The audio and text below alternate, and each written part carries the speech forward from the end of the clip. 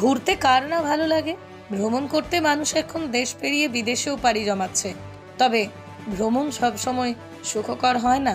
ভ্রমণে গিয়ে অনেক সময় অনেকেই নানা বিপদের সম্মুখীন হন। ঠিক তেমনই এবার পাহাড়ি এলাকায় ঝর্ণায় নেমে সাপের থাওয়া খেয়েছেন এক নারী পর্যটক।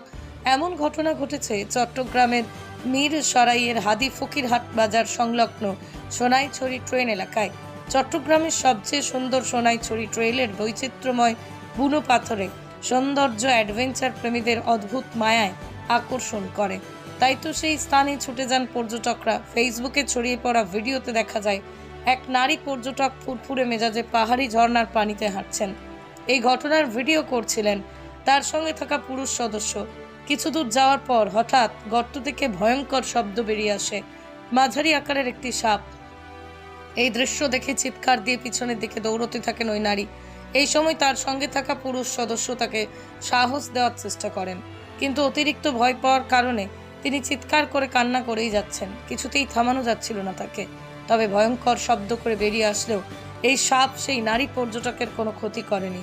ওই নারী পর্যটক সরে যাওয়ার পর সাপটিও নিজের মতো করে চলে যায়। চট্টগ্রামের স্থানীয় অনেকে সাপটিকে কালান্তর সাপ বলে উল্লেখ করলেও কেউ কেউ আবার এটিকে নির্বিষ ঢোঁড়া বলেছেন। BM news 24।